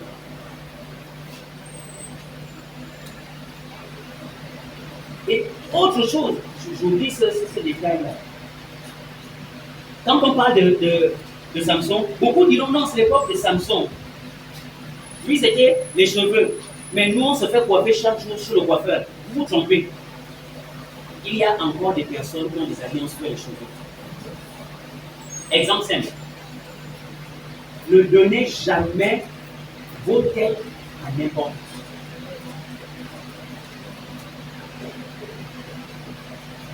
J'ai un coiffeur, il est au boulevard. Ça fait pratiquement 9 ans. Il me coiffe. Bon, comme il devient célèbre, il devient star, on avait bien commencé à 10 francs la coiffe. Et là, on est maintenant à 5 000 la coiffe. Oui, on est maintenant à 5 000. Parce que les ministres vont se faire coiffer là-bas chez M. Nzéhi. Et il est également pasteur à la chapelle de Vainqueur. Donc, il te coiffe, il te fait le hommage. Il dit non, moi je ne traite plus avec les pauvres, les 1000 francs là, non. Allez, s'il y a les coiffeurs à côté. Donc, je préfère garder même la barre des cheveux. Quand j'ai quand même 5 000, ah, je suis élu, je suis homme de Dieu, moi. Ne donnez jamais vos têtes à n'importe qui. L'exemple que je vais prendre, c'est l'exemple de votre sœur Félina. Il y a une sœur, bon, je n'appelle pas sœur, une fille au quartier, elle a son salon de coiffure. Elle a commencé à sympathiser avec la fille en question. Quand on passe, oh le couple bonjour, oh le couple bonjour, oh vous allez à l'église, oh priez pour moi, oh priez pour moi. Félina a commencé à balancer les mots, oh je vais t'inviter à l'église, ok d'accord. C'est qu'à Félina, en fait, là tu n'as pas les yeux que Dieu m'a donné. Et quand je vois ta personne là, enfin moi je préfère me limiter là-haut. Mais elle est quand même dans les choses floues. Oh non, toi tu es comme ça. Je te dis seulement, un jour, elle est allée dans le salon de cette dernière, elle a levé sa tête pour faire les, si c'est les couettes. C'était la période où Félina avait coupé les cheveux. Parce qu'après le salon, elle vivait le phénomène où les cheveux tombaient maintenant seuls. Oui. Ces cheveux tombaient seuls. C'est chaud. C'est-à-dire même quand elle paye, ça tombe. Donc même au milieu, c'était déjà rongé. Et je lui ai dit, ma petite, voilà, quand on vous parle, vous ne comprenez pas. Mais ce que je peux te donner comme conseil, va voir le pasteur, elle va payer pour toi. Parce que tu m'as désolé, je ne peux pas payer pour toi. Oh, est-ce qu'en plus, il y a la rancune? J'ai dit oui, cette fois-ci, il y a la rancune. Cette fois-ci, il y a la rancune. Va voir le pasteur, elle va payer pour toi. Elle m'a supplié là pendant des jours pour prier pour elle. Et ce qui était bien parce qu'elle pouvait me dire, je sais que si tu pries pour moi, ça va aller. Et elle a toujours cette tendance. Même hier, je lui ai dit, elle m'a demandé d'aller prier pour une voisine. J'ai dit, mais tu as la force, non? Tu es chrétienne, pas prier, mais pourquoi tu as toujours tendance à revenir vers moi? Mais quand elle m'a dit, j'ai l'onction, mais il y a des onctions supérieures aux autres, je me suis dit. Elle m'avait dit, non, tu peux prier pour moi. Je sais que si tu pries pour moi, ça va aller. Et pendant que je priais pour elle, elle m'a même dit, Dieu m'a demandé la solution, c'est de couper les cheveux. Après un moment, elle a coupé les cheveux. Et une fois qu'elle a coupé les cheveux, jusqu'à aujourd'hui, il n'y a plus de problème. C'est pour dire quoi? Il y a des personnes dehors. Par exemple, vraiment, excusez-moi de l'expression, mais vous avez des jeunes coiffeurs qui sont dans la masturbation, qui sont dans des pratiques occultes. Des mamans qui sont dans nos boutiques, qui font des choses bizarres. Mais toi, en tant qu'enfant de Dieu, consacré, toi, l'enfant de Dieu, tu prends ta tête, tu dis, oh, Marco, laisse-moi, parce qu'elle est moins chère, parce que tu vas donner 2000. Mais tu ne sais pas, en touchant ta tête, tu ne sais pas ce qu'elle récupère. Nous ne devons pas donner nos têtes à n'importe qui. Qu'est-ce que Dieu t'a dit de ne pas faire dans ta consécration avec lui? Qu'est-ce qu'il t'a demandé de ne pas faire? Parce que quand on est un être consacré, quand on est un chrétien consacré, il y a forcément des recommandations de Dieu. Dieu va te demander de ne pas faire telle chose, de ne pas faire telle chose. Mais aujourd'hui, l'Église de Jésus-Christ, nous sommes des chrétiens, nous n'avons pas de recommandations. Même les musulmans qui pratiquent leurs choses, mais vous allez vous rendre compte, un musulman va te dire, je ne mange pas le coutis, je ne mange pas le porc. C'est ça, c'est sa consécration avec son Dieu. Mais toi, chrétien, qu'est-ce que Dieu t'a demandé de ne pas faire? Donc, le Saint-Esprit te parle, le Saint-Esprit te dit, ne fais pas telle chose. Je sais que beaucoup vont se retrouver. C'est-à-dire, tu as eu la pensée de ne pas faire quelque chose, mais tu as quand même fait. Mais après, tu t'es rendu compte, ah, donc, la première fois là était la bonne, parce que tu te retrouves dans des problèmes. Au fait, c'est le Saint-Esprit qui t'a demandé de ne pas faire. Mais comme tu n'es pas encore habitué à être en contact avec le Saint-Esprit, voilà pourquoi tu ne savais pas. Et tu n'as pas écouté parce que tu ne savais pas ce que le Saint-Esprit. Il y a beaucoup de gens parmi nous, le Saint-Esprit te dit ne fais pas, ne parle pas. On t'a vexé, ok d'accord, laisse tomber. Mais toi tu jures, non, non. Et là, je me retrouve également dans ça. Non, non. Et même la dernière fois, quand on pouvait rencontrer le passage, on pouvait dire, maman, ah, le mal est profond. Maman, là, j'ai mal. Là, quand même, c'est. Mais après, quand je repars à la maison, le fait, ce qui est bien, c'est que quand quelque chose ne va pas, je m'en vais dire. Et quand je termine la conversation avec maman, on a prié. Quand j'arrive à la maison, et Dieu me dit, ton mari est profond. Mais regarde toutes les fois que je t'ai demandé de faire quelque chose, tu n'as pas fait. Et le mien, il est à quel niveau? Toutes les fois que tu as péché, mais moi je t'ai pardonné. Parce que tu es venu me demander pardon. Tu m'as supplié. J'ai écouté ta prière. Et mon mal, lui, il est à quel niveau? Aujourd'hui, tu ne peux pas pardonner. J'ai demandé pardon une fois de plus.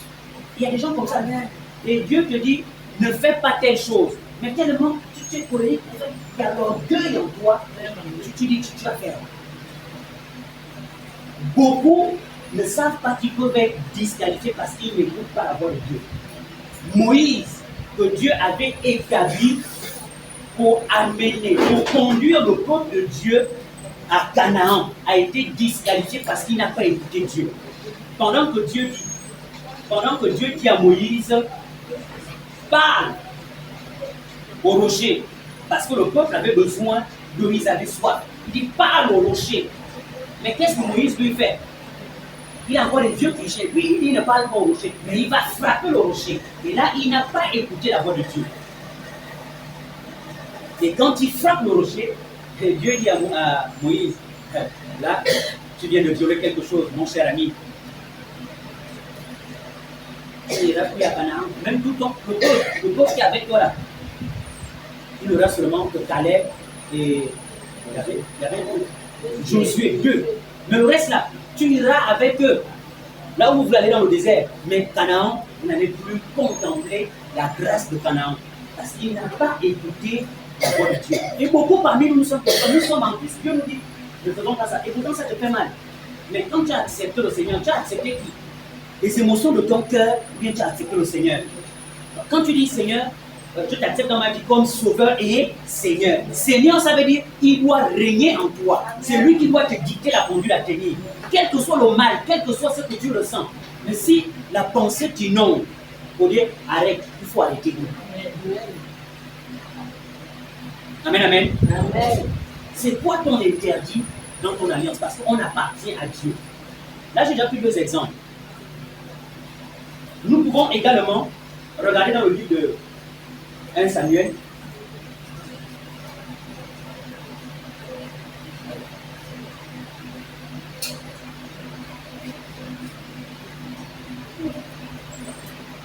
Dans le livre de 1 Samuel, au chapitre 15, vous allez voir, il y a une histoire de deux hommes de Dieu, le prophète Samuel et le roi Saül. Dans ton prophète, et pendant que j'étais en train de préparer le message, depuis le matin, j'étais même en train de pleurer. Voilà pourquoi au début, j'étais ici. Et à un moment, je suis allé derrière pour éviter d'attirer l'attention des gens. Depuis le matin, qu'est-ce qui me fait pleurer? C'était un mélange de joie et un mélange de tristesse. La tristesse, pourquoi? Parce que pendant que j'étais en train de prier et préparer le message, j'ai eu ces deux sentiments. La tristesse, Dieu peut me montrer tous les enfants qui sont sortis du ventre de ma mère. Les difficultés, et je pourrais dire, Seigneur, accorde la grâce, viens délivrer les enfants de ma mère, viens délivrer ma famille. Ça remonte au matin, je n'avais pas ce programme, mais depuis le matin, je pleure pour ça. Et la deuxième chose qui me remplissait de joie, c'est parce que pendant que j'étais en train de préparer le message, Dieu m'a montré ma maladie. Et ne soyez pas surpris, vraiment ne soyez pas jaloux. Si ici là vous voyez maman Letty et son mari être élevés en dignité, parce que Dieu m'a fait vivre dans le monde, le service que sa fille a accompli, l'attachement de ces deux enfants dans cette œuvre appelée Sauve de vie, Dieu a disposé de jeunes bénédictions pour leur couple. Et donc j'étais content pour ce couple. Je dis, oh, Seigneur, vraiment, donc tu as quand même pensé à Sauve de vie aujourd'hui. Vraiment. On écoute que tu bénis les autres églises, donc tu as pensé à nous. Seigneur, continue à bénir, continue à bénir, continue à bénir. Aujourd'hui, c'est le tour du couple Bomoy. Mais demain, ça peut être, pas ça peut être, ce sera ton couple qui sera béni. Donc, je reviens sur le conflit entre le prophète Samuel et le roi Saül. Vous savez, quand on est consacré, Dieu ne nous consacre pas pour tout. Dieu consacre chaque individu sur un domaine. Dieu ne peut pas consacrer Steve à la louange, à l'évangélisation, on appelle ça comment encore, à l'accueil. C'est-à-dire, tous les postes, je suis consacré là-bas. Non, Dieu peut me donner des onctions ou encore des dons pour exercer toutes ces tâches, mais il va me consacrer quelque part. Mais le danger que nous commettons dans notre consécration, c'est parce que nous jalousons les consécrations des autres et Dieu nous disqualifie. Dieu avait consacré le roi Saül pour garder son peuple. Et il a consacré le prophète Samuel pour bâtir l'Holocauste. Mais Saül n'a pas attendu. Il a fait ce qu'il ne devait pas faire. Il a bâti l'Holocauste à la place de Samuel. Et Dieu l'a disqualifié. Parce qu'il a fait ce qui n'était pas son appel.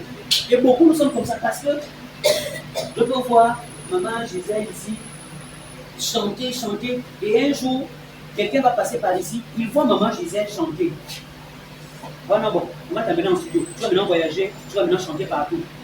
Mais parce que Dieu m'a donné la voix de chanter aussi, je vais commencer à combattre maman Gisèle. Au fait, je suis en train de dire à Dieu que non, l'appel de maman Gisèle, moi aussi je veux l'appel que tu m'as donné à l'évangélisation, non, c'est petit. Je ne regarde pas ça. Tu t'es trompé sur les appels. Il y en a qui ont des appels publics, c'est-à-dire on te voit. Ce n'est pas parce que je tiens le micro, je suis devant vous, que je suis meilleur que vous.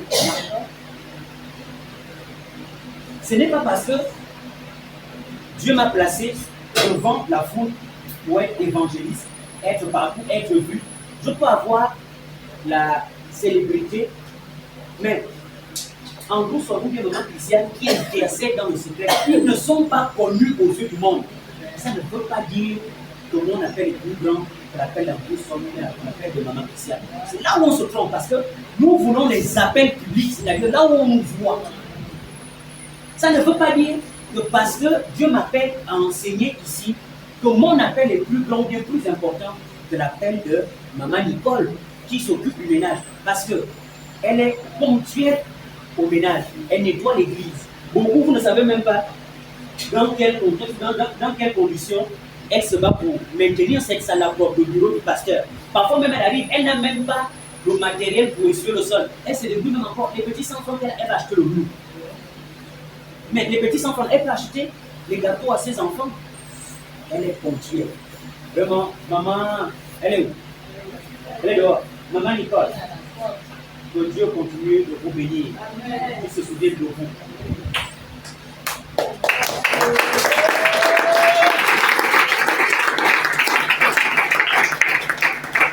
J'étais en train de dire, ce n'est pas parce qu'elle fait un travail dans le secret et moi je fais un travail public qu'elle va commencer à jalouser mon appel parce que moi je suis excellent comme mon fils. Non!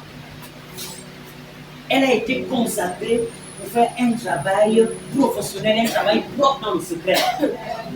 Et moi peut-être j'ai été consacrée pour être vue devant les gens. Maman aujourd'hui, et je sais que ça va bientôt arriver. Maman aujourd'hui va commencer à voyager.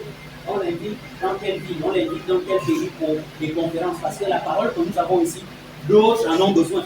Ils ont soif de cette parole. Et que maman décide que bon, dans ce moment-là, je regarde un peu les collaborateurs là. Bon, ok. Comme papa Allemand aussi, il est aussi enseignant, il a cette facilité de communiquer, de parler en public. Monsieur Koumé, on va en France. Et partout où on va. Ça ne veut pas dire parce que lui, il va en France avec maman, que son appel est plus grand que l'appel de maman, ou bien de maman Yvette. Non, c'est selon le besoin. Dieu nous appelle selon le besoin. Donc, évitons toujours d'envier la peine de l'autre. Évitons toujours de combattre les consécrations des autres. Parce que quand tu combats une consécration, tu ne combats pas la personne, mais tu combats Dieu.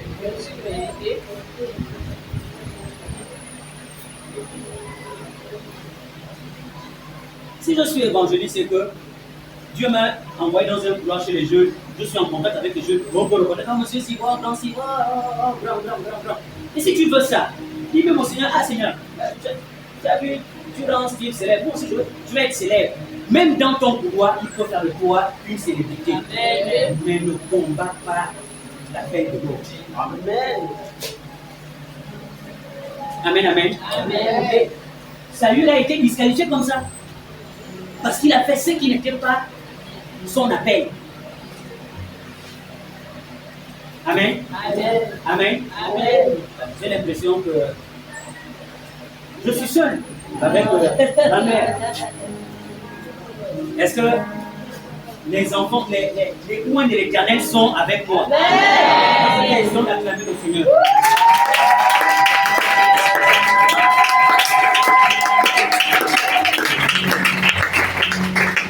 Amen. Amen. Amen. Amen. Amen. Et c'est la même chose. C'est la même chose avec Salomon. La même chose avec Salomon. Salomon a été consacré pour l'Éternel. Mais vous allez voir, il y a des gens qui défilent avec des copines, des copains. Je me rappelle le prophète, vous avez vu à la Nouvelle Alliance, vous pouvez dire ceci.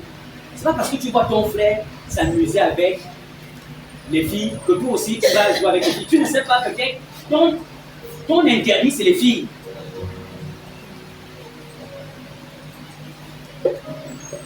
Et j'ai repensé à ça ce matin. Parce que quelqu'un comme Salomon, il pouvait s'amuser avec les filles, mais il était toujours sous l'alliance avec Dieu. Mais il y avait son interdit, c'est-à-dire, Salomon, là où toi tu joues avec les filles, mais il y a une catégorie de filles qu'il ne faut pas toucher. Les Moabites, les Éphésiennes et les Jubésiennes. Bon, toi quand tu défiles avec les filles, est-ce que tu sais quel est le peu, quelle est l'église que Dieu t'a demandé de ne pas toucher?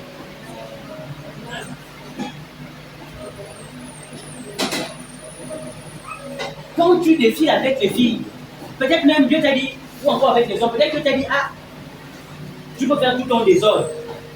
Mais si tu touches un femme, je retire mon onction. Si tu touches une poule, je retire mon onction. Si tu touches une pota, je retire mon onction. Pour éviter les problèmes avec Dieu, parce que nous ne savons pas la catégorie de filles que Dieu nous interdit, autant rester tranquille.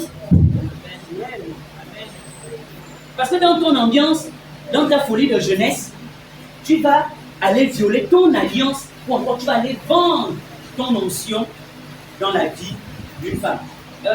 J'ai eu une fille dans mon prépa en 2020.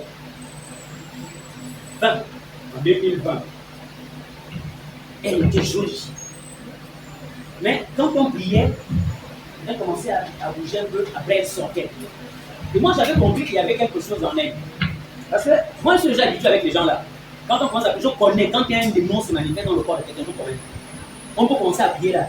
Je sais que là, sur le Saint-Esprit, là c'est le démon. Je sais, je suis habitué. Je me dis même peut-être que Dieu lui veut m'appeler à chasser les démons dans les corps des gens. Parce que là où il m'a appelé, chez les jeunes, j'ai déjà tout vu. Et elle bougeait un peu après elle sortait. 2020.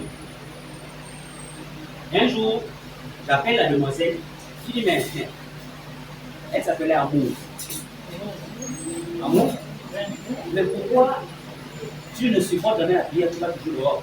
Oh monsieur, je ne sais pas, parce que toutes les fois quand tu pries, je me sens mal. Parfois je m'évanouis, je perds connaissance. Je dis d'accord. Dans mes 1 mois de temps de jeûne, parce que tout le mois de janvier, je suis en temps de jeûne. Et pendant que je priais, il y avait une semaine, je priais. Je ne priais même pas pour le prépa ou pour. Et là, j'étais en train de prier pour ma famille. Dieu me dit, va dire à Amour de s'agenouiller. Tu imposes tes mains sur ses épaules et tu pries. Tu dis seulement, esprit des eaux libère. Donc, t'assures que quand j'ai fait ça, c'était un combat terrible. D'abord, qu'elle était grosse, elle était forte. Mais déjà, vous soulevez déjà une personne comme ça, c'est compliqué. Maintenant, quand elle est aussi possédée, c'est autre chose. J'étais obligé d'appeler tous les garçons, de dire, les gars, venez m'aider. Et on a réussi quand même à neutraliser la demoiselle. On a prié, elle s'est calmée.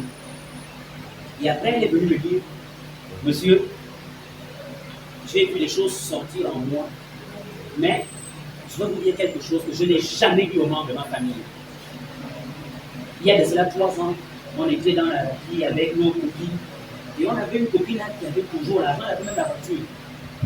Et on enviait cette dernière, et elle pouvait nous dire, si vous faites comme moi, je vais vous montrer le chemin, mais on se retrouve, n'ayez pas peur, on se retrouve à la plage du lycée Mba, à partir de 23h.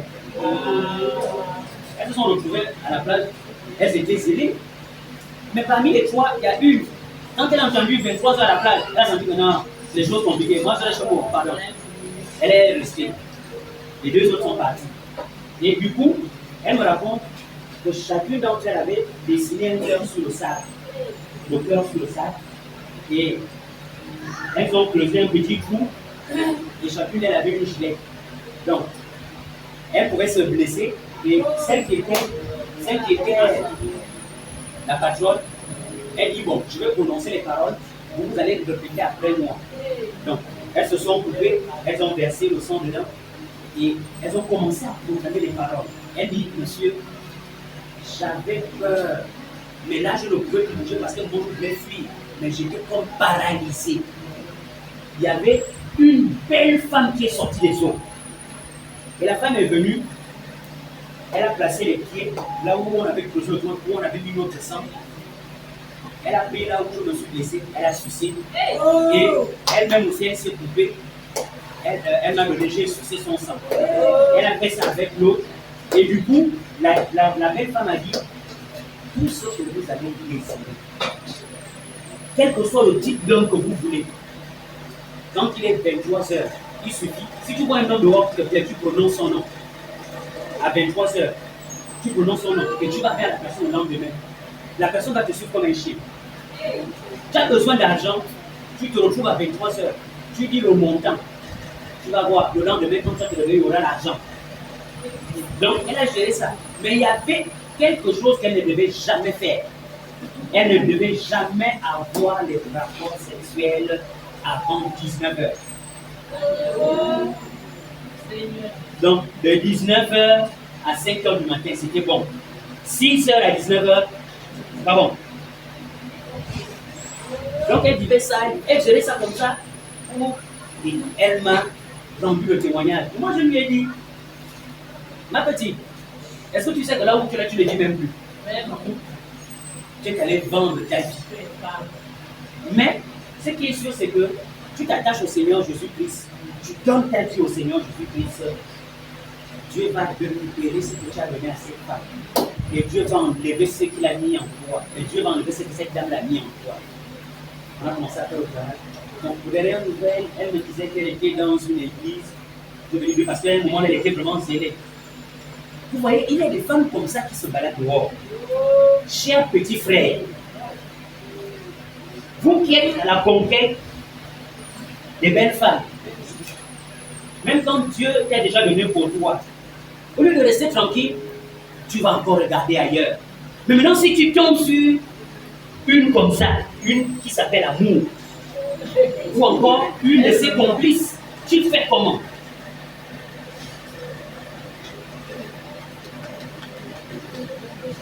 Parce que beaucoup de filles, quand elles sont encore jeunes, elles sont encore belles et intelligentes, elles ne sont pas soumises. Elles disent non, moi, en tout cas, moi, je veux faire, je vais aller là-bas, je vais aller là-bas, je vais aller là-bas. Mais plus tu multiplies les partenaires, plus tu vas ramasser les démons. Et là, quand on parle des petites filles, les garçons se disent, les filles se disent, ah non, non, ça concerne seulement les garçons. Mais vous également les filles. Vous également les filles. Ce que vous ne savez pas, posez-vous la question, ou encore posons-nous la question, pourquoi les hommes politiques, ou encore ceux qui sont dans des pratiques occultes, pourquoi ils s'intéressent toujours aux petites filles?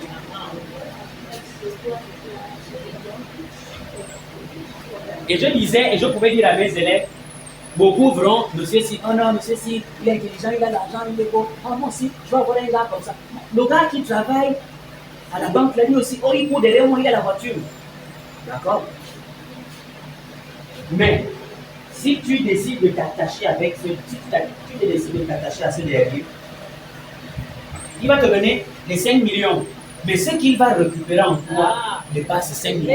Il va récupérer des hôtels, des immeubles, des entreprises que Dieu avait déjà disposées à ton sein.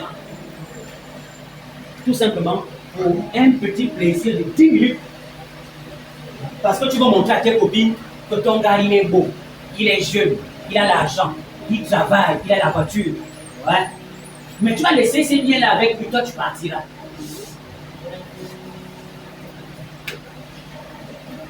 Et rassurez-vous, hein, ceux qui sont dans des pratiques ont le fait. Ils savent de quelle est chrétienne. Ils savent. Tu peux être belle et il sait également que telle est belle. Mais on a déjà récupéré sa chose. Elle ne sert à rien d'être pâle. Elle peut être belle.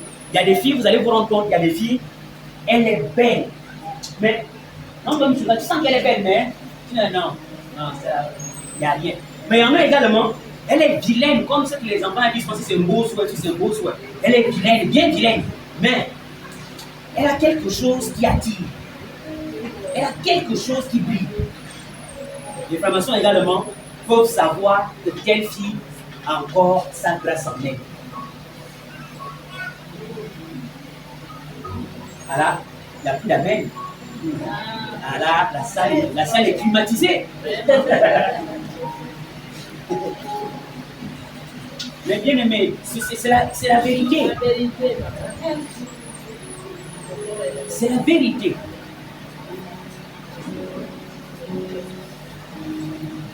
Quand on a donné notre vie au Seigneur, quand on a été créé pour le Seigneur, nous devons écouter le Seigneur et nous devons marcher selon la voie du Seigneur. Amen. Arrêtons nos désordres. Il y a un papa qui pourrait me donner un conseil. Il m'a dit, si toutes les filles sont belles, avoir une femme, c'est comme tu vas dans un jardin, là où il y a plusieurs fleurs. Il y a de belles fleurs. Mais regarde d'abord bien. Une fois que tu as déjà récupéré une, tu te retournes, le regard pour le jardin, continue à marcher. Tu as déjà ta fleur à toi. Parce que si tu regardes encore derrière, tu verras qu'il y a une autre qui brille. Plus que celle que tu en mets, tu vas déposer et aller chercher celle qui brille. Et tu vas passer toute ta vie à faire cet exercice. Tu prends, après tu déposes, tu repasses. Une fois que tu as déjà prouvé pour toi, contente-toi seulement je sais que Dieu t'a accordé la grâce d'avoir. Parce que pour avoir une femme, c'est une grâce. Nous qui avons, parfois même, comme maman dit souvent ici, n'enviez pas, c'est quand même le mari de maman Gisèle. Mais papa, non, là où il est là, qui ne va pas vous dire que maman Gisèle est parfaite. Je ne peux pas vous dire que Féliné est parfaite. Mais ce que nous faisons, c'est que nous sommes conscients que chacun de nous a ses limites et également ses forces. Tout comme moi qui parle. Féliné ne dira pas que Steve est parfait. J'ai mes limites et j'ai également mes qualités.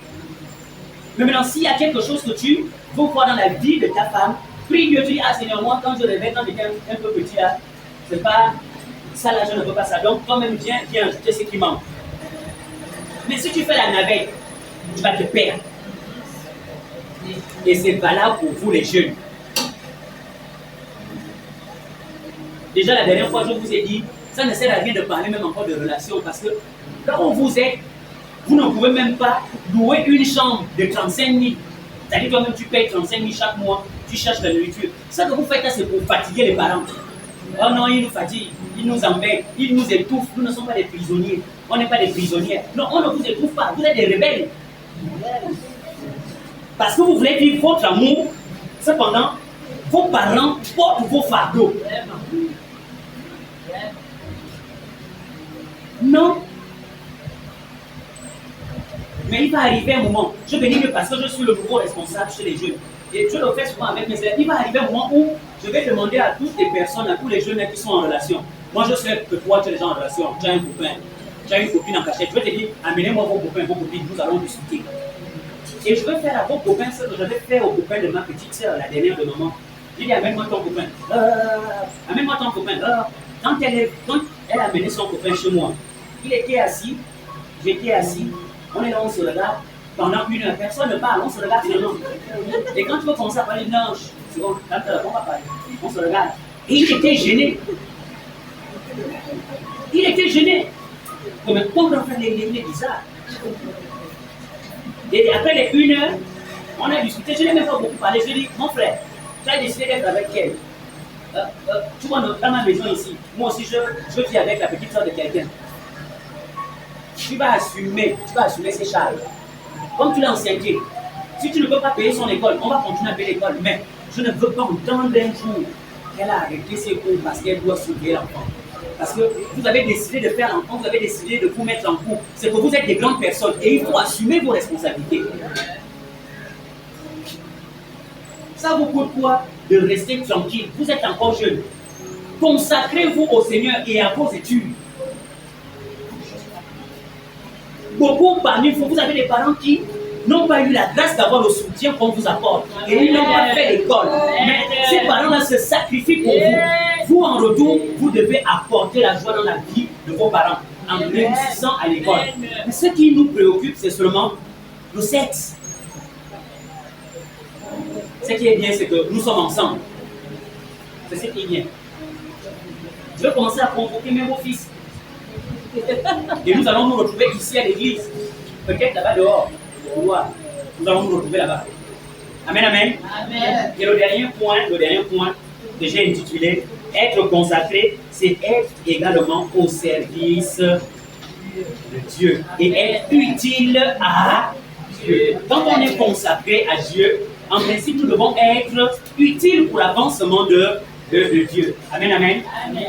Quand on est consacré à Dieu, nous devons être utiles pour l'avancement de Dieu. Prenons 1 Samuel toujours, cette fois-ci, le chapitre 16, le verset 13. Non, prenons celui qu'on a lu tout à l'heure. 1 Samuel d'abord, le chapitre 9 qu'on a lu tout à l'heure. 1 Samuel 9, chapitre 9, du verset 15 à 16. Qui peut m'aider rapidement? Vous allez voir, quand Dieu loin quelqu'un, c'est pour accomplir une tâche.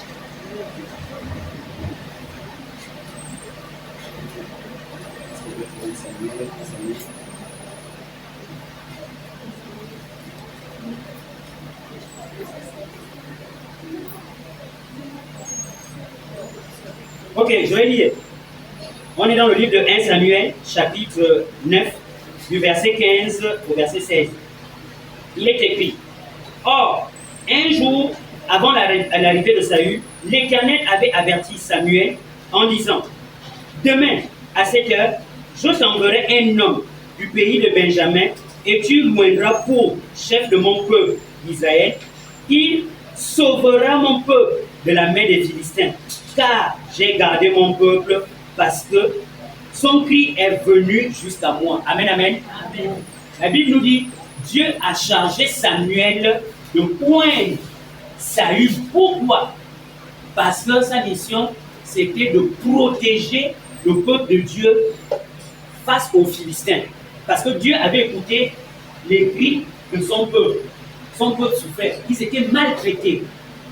Ils étaient oppressés, opprimés par les Philistins. Et Dieu va décider de choisir dans ce peuple, le peuple de Benjamin, un homme appelé Saül. Et il va charger son serviteur Samuel d'aller oindre, d'aller consacrer Saül. Sa mission, c'était de protéger le peuple. C'est la même chose dans 1 Samuel, cette fois-ci, le chapitre 16. Vous allez voir cette fois-ci, quand Saül va déconner, Dieu va décider de prendre David. Il va oindre David. Cette fois-ci, c'est le même David qu'on verra terrasser Goliath. Amen, amen. Donc c'est pour dire tout simplement, quand Dieu prend la peine de demander à ses serviteurs de verser de l'huile sur un être humain, c'est pour une mission. Et je bénis Dieu parce que toutes les fois que Dieu a inspiré le pasteur pour nous verser de l'huile, pour nous recommander, c'est toujours pour une tâche.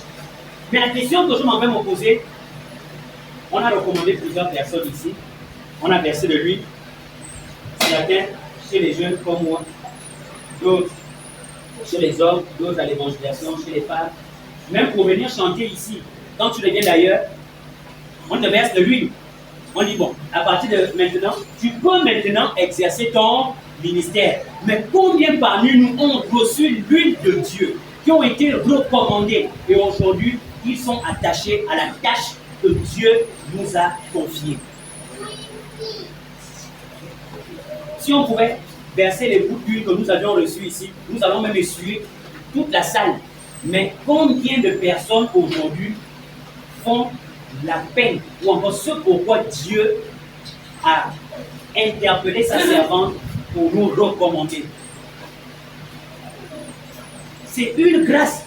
Là où nous sommes, une multitude. Mais Dieu va regarder dans cette foule. Il dira: Maman Yvette, parmi cette foule, je t'ai choisi pour une telle tâche. Viens, on prie pour toi. L'assemblée prie pour toi. On te verse de l'huile, on te recommande. Beaucoup ont reçu l'huile ici. Mais est-ce que nous faisons réellement cette tâche? La consécration, ce n'est pas seulement attendre quand on va organiser la cérémonie de consécration. On viendra avec les tours. On viendra prier. On va verser de l'huile. Mais si on verse de l'huile sur quelqu'un, même si déjà au départ, au début de ta marche avec le Seigneur, tu n'as pas mené une vie de consécration, tu n'as pas été consacré toi-même, la suite ne présente rien d'intéressant parce que tu vas aller t'asseoir. Mais même si on n'organise pas une fête de consécration, mais si toi-même tu te dis j'ai accepté le Seigneur, donc je suis consacré, même si on ne verse pas de l'huile sur toi, tu es consacré, aux yeux de Dieu tu es consacré. Donc nous devons accomplir la tâche dans la maison de Dieu avec la pensée que nous avions été consacrés pour telle tâche. Faire l'œuvre de Dieu avec négligence, avec mépris, Dieu peut nous disqualifier. Amen, amen. Je bénis Dieu pour ces simples mots qu'il a déposés sur mon cœur. Et je vous demande de bénir le Seigneur également par vos acclamations.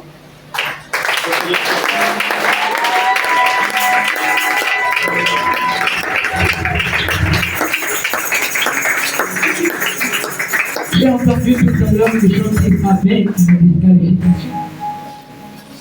Est-ce que vous avez suivi ce qui a été dit?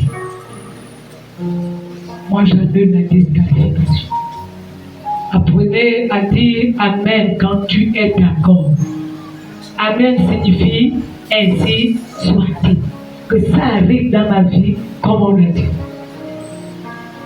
Et Dieu a utilisé son fils à la conclusion a dit, si tu ne réponds pas à l'appel de manière plus simple, c'est la disqualification. Quand Dieu te disqualifie, il te laisse court.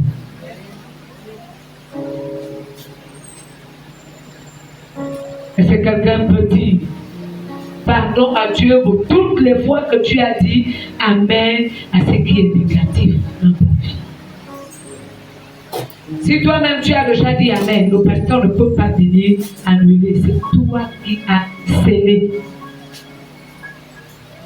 Est-ce que quelqu'un m'écoute? Tous ceux qui sont les spécialistes d'Amen en désordre là, humblement tu vas dire Seigneur, toutes les fois que j'ai dit Amen à ce qui est négatif, Dieu va te vomir, Dieu va te rejeter. C'est fort. Si Dieu te rejette, le diable te récupère. Est-ce que tu peux comprendre ça? Éternel, je te demande pardon et j'annule la condamnation que j'ai acceptée. Je veux compter jusqu'à toi et vous-même, vous allez demander pardon à Dieu. 1, 2, 3.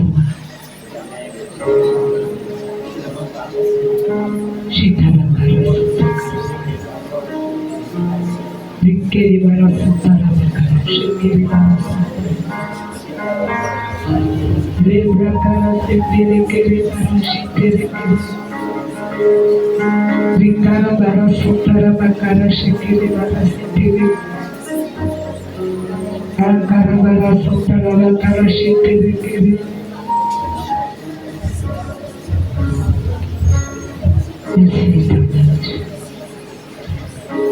pour ce que tu fais. Merci pour ta parole de vie. Merci pour tes bons bienfaits et ta bonté infinie. Merci pour le pardon. À toi l'honneur et la gloire. Alors, consécration signifie, Dieu a déjà parlé, avec les 3 actions à l'intérieur. On met quelqu'un à part pour un service bien précis. Dieu a tenu à parler de la consécration à Dieu. Je veux juste ouvrir une brèche pour les personnes qui viennent à l'église, qui ont été déjà consacrées dans leur famille. Les personnes que les parents ont dit, je te mets à part, ton travail, c'est produire la richesse dans la famille. Et de telles personnes ont de la peine à se marier, à s'occuper de leurs propres enfants. La raison, c'est que même ce qu'ils gagnent doit servir pour la famille, pas pour soi-même. Et on va briser ces consécrations ce matin au nom de Jésus. Il y en a les autres que les parents ont dit, pas mariage, homme comme femme, pas mariage. Quand tu te retrouves dans la situation où tu essaies, tu peux vivre avec une femme et un homme. Lorsqu'on prononce le mot mariage, ça devient valable. Lorsqu'on veut aller aux choses sérieuses, ça devient valable. C'est que tu as été consacré. Il y a une consécration à casser ce matin, à briser ce matin. Que quelqu'un dise Amen bien pour que ta vie soit libérée. C'est que tu as été destiné, parce que la consécration c'est ça, destiné pour un service. Quand tu es destiné seulement pour garder la famille, tu n'es même pas autorisé à faire les enfants. Tu n'es même pas autorisé à te marier. Et ceux-là qui travaillent, tu ne fais rien de ton argent. Regarde bien, observe bien. Non, Dieu va libérer ce matin au nom de Jésus-Christ. Tu travailles, tu as de l'argent. L'argent ne te sert pas. C'est le frère qui a un problème. C'est la soeur qui a un problème, la mère qui a un problème, le père qui a un problème, le cousin, la tante, l'oncle, le neveu. L'argent est dispatché entre ces personnes. Aucun investissement. À partir d'aujourd'hui, tu vas entrer dans ta destinée. Investis cela sera ton partage. Est-ce que quelqu'un peut dire l'esclavage est fini? L'esclavage est fini. Est-ce que quelqu'un peut oser le dire avec conviction que l'esclavage est fini? L'esclavage est fini. Alléluia. Amen. Moi, dans ma maison, mon père avait décidé que je vais garder la famille. Je pèse bien les mots. À l'âge de 11 ans, j'ai commencé à garder mes frères et sœurs. Je n'avais que 11 ans. Non, soyons un peu sérieux. 11 ans, j'étais enfant. Donc, je devais m'occuper de mes frères et sœurs comme leur mère. Mais rassurez-vous, beaucoup de mes frères et sœurs m'appellent maman Clotilde, au même titre que mes enfants. Parce que c'est moi qui jouais le rôle de mère. Combien dans leur famille ont été livrés pour ça? Et j'ai dû me lever dans la prière pour dire, Seigneur, je divorce. Pour que je me marie légalement, il fallait d'abord divorcer avec la famille. Est-ce que quelqu'un m'écoute? Pour commencer même à poser une brique sur la terre, pour que ça soit maison, il fallait d'abord que je divorce. Non, ce matin, on va prier pour ça. On va prier pour ça. Nous allons prier aussi pour la catégorie des personnes qui se sont livrées aux personnes consacrées par des relations d'intimité. Écoutez-moi bien. On appelle ça les pactes de sang. Si jamais un homme tombait sur le cas amour, que Dieu a utilisé son fils à rendre témoignage, cette personne devait être aussi en contact, pour ne pas dire, en alliance avec cet esprit des eaux, de manière directe, parce qu'ils ont entretenu des relations d'intimité. Le vagabondage sexuel est extrêmement dangereux. C'est le moyen favori du transfert des malédictions. Tu entres avec celui qui a été consacré, esclave de la famille. Tu t'es marié à cette famille, à cette personne. Toi aussi, tu deviens esclave de sa famille. Parce que la loi du mariage dit, l'homme et la femme deviennent une seule chair. Même si en esprit tu es libre, tes biens vont servir pour sa famille. Vous avez cette réalité? Nous parlons là de la réalité, surtout en Afrique. Est-ce qu'il y a un Européen dans la salle? Je ne vois pas. Est-ce qu'il y a des Africains dans la salle? Ça, là, le message là, nous comprenons trop bien. Certains même, c'est des personnes qu'on a consacrées parce que les parents sont partis chez le Ganga chercher un enfant. Les autres, c'est quand l'enfant sort, la femme a accouché, le jour, parce que je me souviens dans ma tradition, dans ma langue maternelle, c'est ce qu'on fait. Le jour qu'on fait sortir la femme qui était en maternité, on dépose l'enfant à la route. Et il y a le kaolin rouge avec une petite chicotte. Et puis chacun vient taper sur l'enfant. Mais rassurez-vous, voilà les paroles parfois qui sont prononcées. Une femme doit être bordel. Elle est consacrée à la prostitution à bas âge. À l'âge de 10 ans, quand les petits mamelons commencent à sortir de sa poitrine, elle a déjà compris. Et on dit l'enfant a la mauvaise tête. Mais c'est ce qu'on a dit. La consécration est soutenue par les paroles. Et au garçon, on dit, un homme doit être bordel. Il couche même avec la belle-mère. Voilà un vicieux qu'on a préparé, un abominable qu'on a préparé sans se rendre compte. Ce matin, c'est la délivrance au nom de Jésus. On va être seulement à Dieu du ciel. Amen, amen. Permettez, je vais lire un passage et puis on va prier. Le livre de Jean, chapitre 14, verset 30. C'est le Seigneur Jésus qui a parlé. Beaucoup sont déjà arrivés à l'église. Après quelques années, quelques temps, on voit encore le frère dans le monde. C'est comment? Ah, c'est pas grave. Ça va aller, on est ensemble. Bien aimé, beaucoup ne se donnent pas totalement à cause de cette consécration dans les familles. Et les démons se soulèvent. Et les démons réclament. Et les démons poursuivent. Beaucoup vivent le phénomène de poursuite démoniaque. Réclamation démoniaque. Pénalité. C'est-à-dire, tu as divorcé de la famille, tu as parti en mariage, et pourtant on t'avait dit, tu n'épouses pas une femme. Vous allez vous rendre compte que les frères et sœurs vont se soulever comme des chenilles de mouches pour perturber le foyer. Parfois même, celui qui a épousé la femme n'est pas en paix. Soit on utilise la femme pour le détruire, soit on utilise les parents de la femme, ou on utilise ses propres parents. Non, on va couper les chaînes, on va couper les liens, on va couper le cordon mystique, satanique de la tradition ou de la religion. On va les couper ce matin au nom de Jésus-Christ. Et l'Esprit de Dieu me faisait vivre cela. Est-ce que quelqu'un est prêt à sortir? Et ta vie va être libérée. Amen, amen. Et on prend un enfant, c'est un sorcier qui crache sur le crâne de bébé et il introduit la sorcellerie sans le vouloir. De telle façon, on arrive en Jésus-Christ. Je vous assure, la marche avec Christ. Les pieds pèsent. Les autres, ce sont les démons qui les suivent à cause du nom. J'ai l'une de mes nièces. Elle n'est pas là ce matin et pourtant j'ai appelé sa mère hier. Là en Paris. Elle fait l'enfant pas. Elle fait l'enfant pas.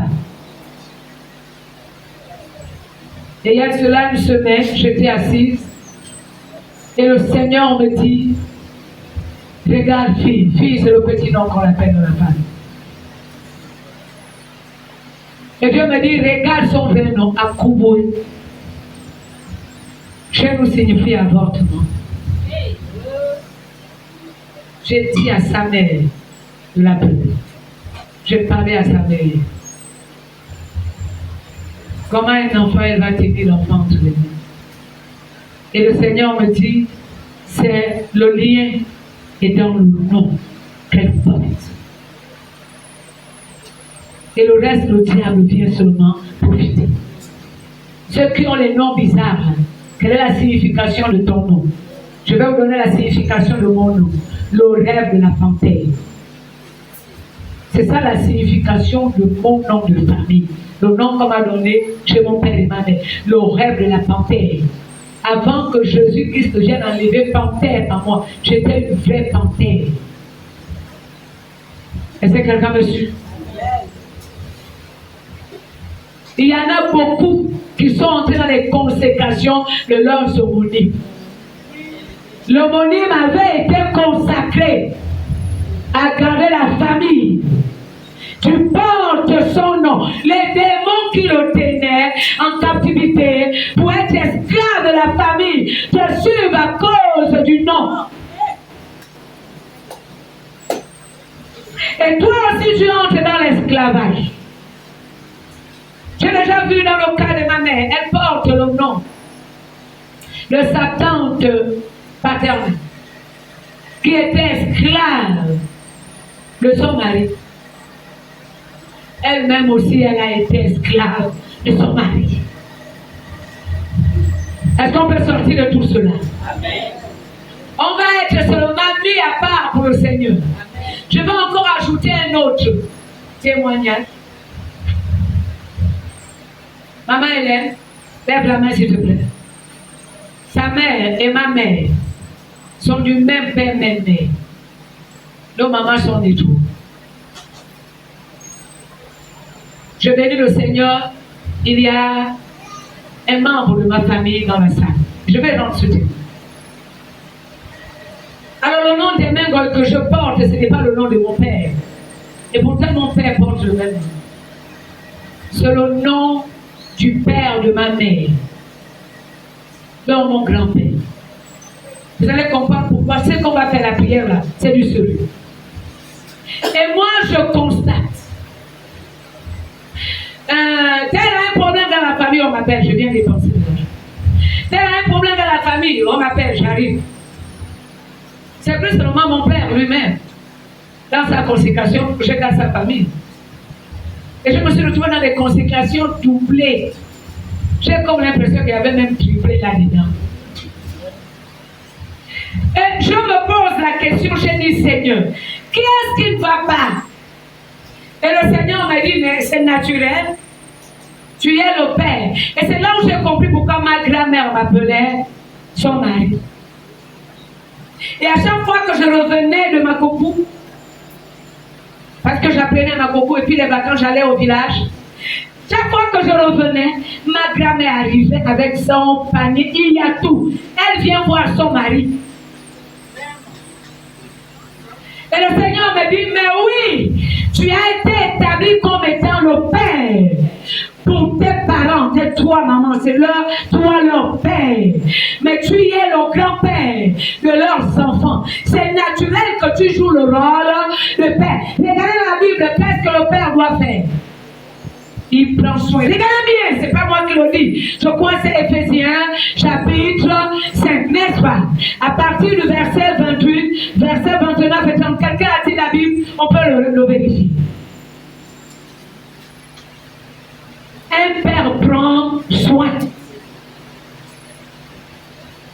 Et me voilà en train de jouer le rôle de père, alors que je n'étais que petite fille. Est-ce que quelqu'un peut sortir?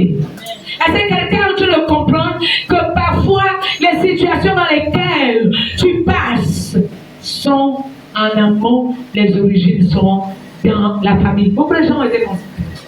Et on va sortir de ces consécrations. Toi-même, tu vas dire ce matin, je sors. Le grand-père qui est initié au Djobi estime qu'il lui faut un héritier. Et on prend un enfant qui n'est qu'un enfant, qui ne connaît pas. Et on le livre des monts du Djobi, on le livre des monts de Mombiri, du Bouti, je ne sais pas quelle autre secte. Chez nous, c'est le Mongala qui est le grand maître qui gère les hommes. On le livre. Quand il vient en Christ, il va bien avancer. Mais les esprits se soulèvent. Si la consécration n'a pas été annulée, la personne a la paix, a évolué. Est-ce que tu peux le lire à partir du verset 28? Éphésiens chapitre 5. À partir du verset 28 rapidement. Il est écrit, c'est ainsi que les maris doivent aimer leur femme comme leur propre corps. Celui qui aime sa femme s'aime lui-même. Car jamais personne n'a haï sa propre chair. Mais il la nourrit et en prend soin comme Christ le fait pour l'Église. Est-ce que vous avez compris? Il fait quoi? Il nourrit et il prend soin. Et le Seigneur me dit, un père doit prendre soin. Puisque tu es le père. Est-ce que quelqu'un peut quitter le trône sur lequel on t'a établi, qui t'empêche d'avancer toi-même? Et puis si vous regardez bien, si l'homonyme est l'autre côté, la femme, tu entends seulement mon chéri, ma chérie. On va annuler cela au nom de Jésus. Est-ce que ça va? Nous allons nous lever. Et désormais, on va être pour Dieu. On va appartenir à ce Dieu vivant. On met à part quelqu'un pour le service. Nous allons commencer à acclamer le Seigneur.